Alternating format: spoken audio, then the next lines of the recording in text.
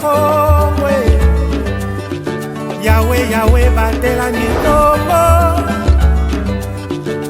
Yahweh, Yahweh, benisa mikongwe.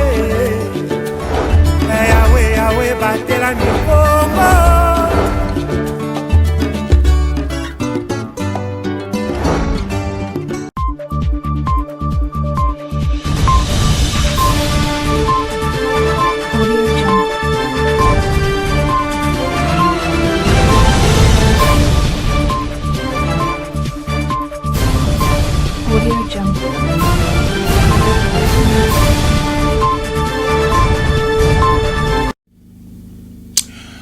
Une personne informée est une personne avertie. Mesdames et messieurs, bienvenue dans cette nouvelle session d'information sur ma bannière télévision. Un très grand plaisir est pour moi de vous la présenter, alors qu'il devrait être entendu par le député provincial du Congo central. Le ministre provincial de la Santé a échappé à cet exercice constitutionnel.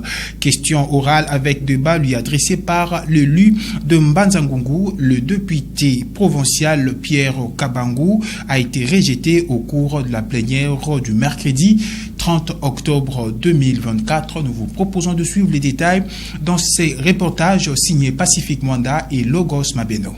Les étapes sont respectées, notamment l'appel nominal et l'adoption du projet de l'ordre du jour. Le président de l'organe délibérant, Papi Mantezolo, invite l'initiateur de la question orale avec débat relative au choix des structures sanitaires autorisées à faire la césarienne dans le cadre de la couverture santé universelle, le député provincial Pierre Kabangu.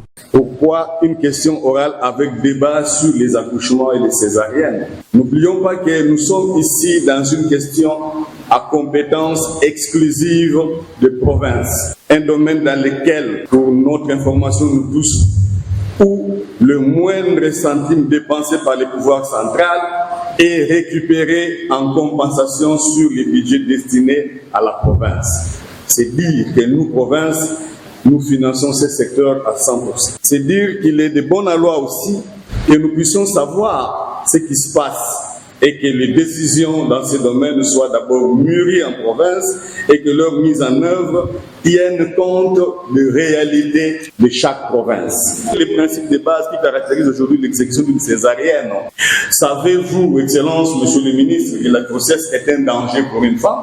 Ne voyez-vous pas que cette stratégie risque d'augmenter les cas de décès maternels suite aux difficultés évoquées si haut? En tant que responsable du secteur sanitaire, quelles dispositions avez-vous prises pour les cas de parturientes référées et qui n'en ont pas le moyen, ou pour celles qui seraient dans l'impossibilité d'atteindre la structure de référence suite à une intempérie ou une accessibilité de route? À l'issue de cet exposé, le ministre provincial de la Santé, Ovidio Obila, est aussi invité à la tribune pour répondre aux préoccupations de l'auteur de cette question orale avec débat. De sa prise de parole, une motion incidentielle a été soulevée par le député provincial Daniel Ouassi. Cette loi reconnaît les compétences à 3 niveaux. Il y a le niveau à compétence nationale, provinciale, concurrentielle. Honorable Président, je demanderai à son Excellence, Monsieur le Ministre, de rentrer dans son bureau, s'occuper de ses activités, étant donné que la compétence de choix des structures sanitaires autorisant à faire la césarienne et des compétences d'attribution. Après débat et délibération, la plénière a décidé en faveur de l'initiateur de la motion incidentielle. Ovidio Obila a quitté la salle. Pierre Kabangu sort perdant en dépit de l'accompagnement de ses quelques collègues dont l'élu de Matadi, Juif Manyanga. Présence de la milice Mobondo dans le territoire de Madimba, le député provincial et rapporteur adjoint de l'Assemblée provinciale du Congo central, l'honorable Billy Ntunga, alerte. C'était au cours d'une motion d'information à la plénière du mercredi 30 octobre dernier. Suivez l'extrait de cette motion d'information choisie par Pacifique Mwanda. C'est depuis le vendredi 18 octobre 2024, vers 6 heures du matin, que l'on apprendra qu'après le territoire et le foulard, les miliciens ont encore frappé le territoire de Madimba dans le secteur de Fumatiba, dans le groupement des Batabliques, pillant ainsi la population qui n'a jugé mieux que de fuir. Au moins, 14 villages ont tous abandonné pour aller trouver refuge ailleurs. Certains se cachent même en forêt, fuyant les atrocités perpétrées par ces incivils. Cette incursion déplorée de tous entraîne des conséquences incalculables, notamment la psychose généralisée de la population vivant continuellement dans cette stupeur, le déplacement massif de la population passant des nuits entières dans les forêts entre mon esprit. À qui profite cette incursion? Est-ce un complot humanitaire? Quel est alors l'objectif de cette milice au boulot et jusqu'où veux-tu aller? Quittons l'Assemblée provinciale du Congo central pour parler d'autres choses. Mesdames et messieurs, la journée internationale de l'épargne a été célébrée à travers le monde ce jeudi 31 octobre 2024. À cette occasion, l'Association nationale des institutions de microfinance en RDC a organisé une campagne de sensibilisation de femmes et jeunes de Matadi sur l'éducation financière. C'était dans la salle auberge du Roi à Kikanda, située dans la commune de Matadi. Reportage signé Falon Kenge et bienvenue Tchoni. Avec l'appui financier de son partenaire Finca, l'Association nationale des institutions de microfinance en RDC a organisé cette campagne de sensibilisation sous le thème national épargner pour réussir à l'occasion de la Journée mondiale de l'épargne célébrée le 31 octobre de chaque année. Plusieurs femmes et jeunes de Matadi ont rehaussé de leur présence à cette activité lancée par le maire de la ville de Matadi, Dominique Kodiambete. C'est un honneur d'accueillir cette activité au niveau de la chef-lieu de notre province. Surtout que c'est la femme qui est mise au devant de la scène. C'est toujours la femme qui représente la meilleure gestionnaire, même au niveau des ménages. Et aujourd'hui, avec la modernisation, l'émancipation de la femme, en mettant la femme devant ses responsabilités pour épargner, nous allons développer notre pays parce que notre économie va connaître une croissance lorsque c'est la femme qui sait très bien gérer, qui est mise au devant de la scène. Lorsque vous épargnez auprès des institutions, l'État congolais et les banques peuvent être en capacité de financement pour donner des crédits à des personnes qui ont de bons projets pour le développement de notre pays. Je déclare ouverte cette campagne de sensibilisation à l'épargne. Après les mots du lancement, est intervenu les exposés des panélistes des Rausur, Gilgal, Animef et du partenaire Finca sur l'importance de l'épargne et de l'éducation financière dans le développement social. L'étape des questions et réponses a été l'occasion pour les participants de partager leurs inquiétudes et pour le panéliste d'éclairer la lanterne sur les modalités et avantages de l'épargne. À l'issue des échanges, les bénéficiaires de cette campagne ont loué cette initiative qui vise le développement communautaire mais surtout personnel. Dans ce même registre de la Journée mondiale de l'épargne célébrée dans la salle auberge du Roi à Matadi, c'est jeudi 31 octobre 2024, André Mayala, secrétaire exécutif national de l'Association nationale des institutions de microfinance en RDC, a fait le point sur l'importance de cette campagne et les innovations des entreprises de microfinance en République démocratique du Congo. Il est au micro de Falon Kenge. Il est tout aussi vrai que dans le contexte congolais, l'épargne est un sacrifice. Pourtant, c'est d'elle que partira même la croissance économique pour aussi dire la création de la richesse, l'amélioration des conditions de vie pour les cités d'Islam. Convaincu que cette épargne est une affaire de tous et qu'au regard du bienfait de l'épargne, nous réalisons qu'il est de notre devoir de participer activement à sa promotion.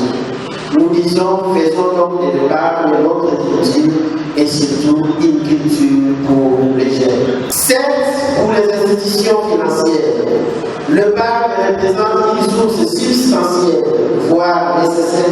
pour la pérennité et le développement de nos activités.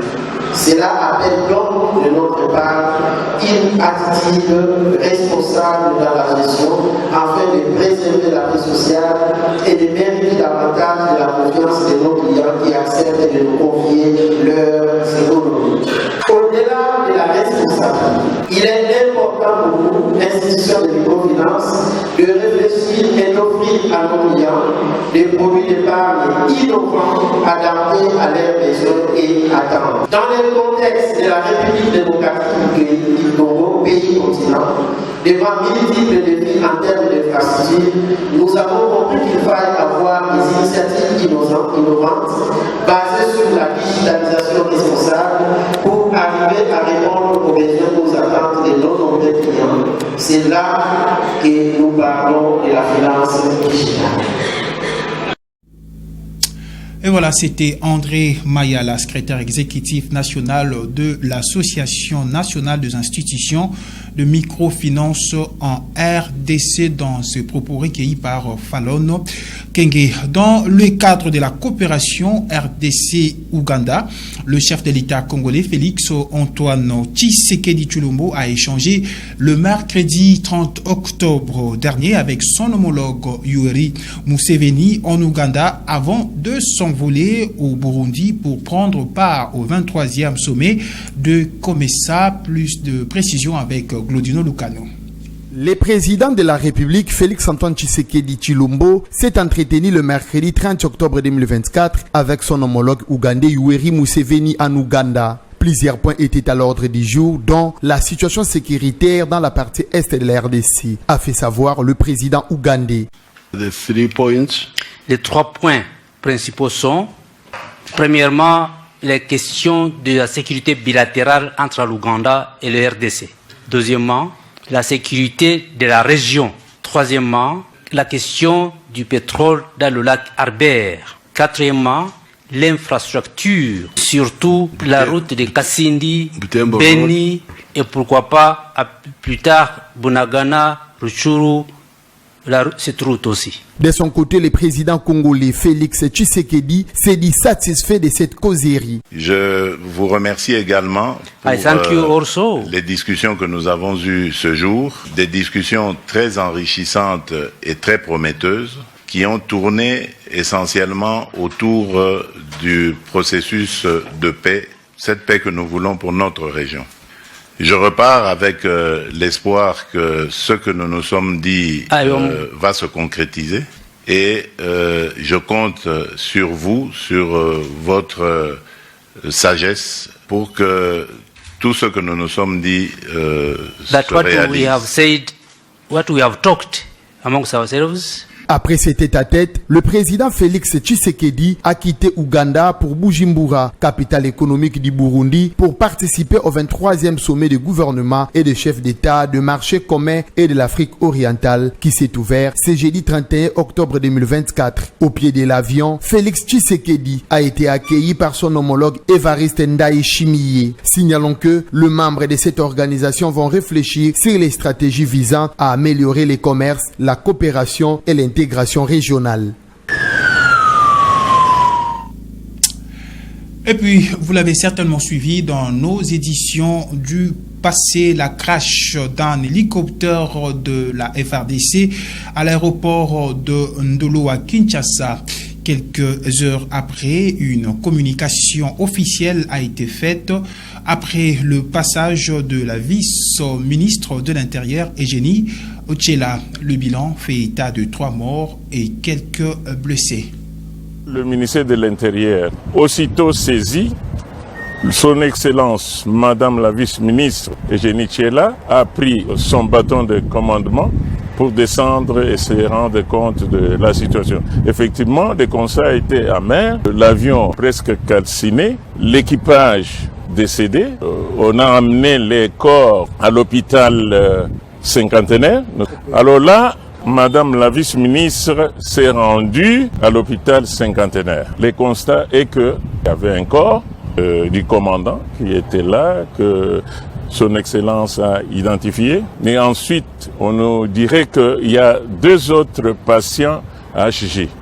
Alors son Excellence, Madame la vice-ministre Eugénie Tchiela, a pris la décision de s'y rendre afin de vérifier l'information. Effectivement, elle est arrivée et l'équipe dirigeante de l'hôpital lui a donné des informations selon lesquelles des patients qui étaient admis à cet hôpital ont finalement rendu l'âme et que les mêmes corps ont été renvoyés à l'hôpital cinquantenaire où nous nous retrouvons avec 3 corps de l'équipage sans vie. Madame la vice-ministre, son Excellence Eugénie Tchiela, tient à informer l'opinion que le gouvernement suit de très près la situation. Et c'est la fin de cette session d'information sur Ma Bannière Télévision. Merci à vous, mesdames et messieurs, de l'avoir suivi et surtout bonne suite de programmes sur nos antennes. D'ici là, portez-vous bien et ne zappez pas.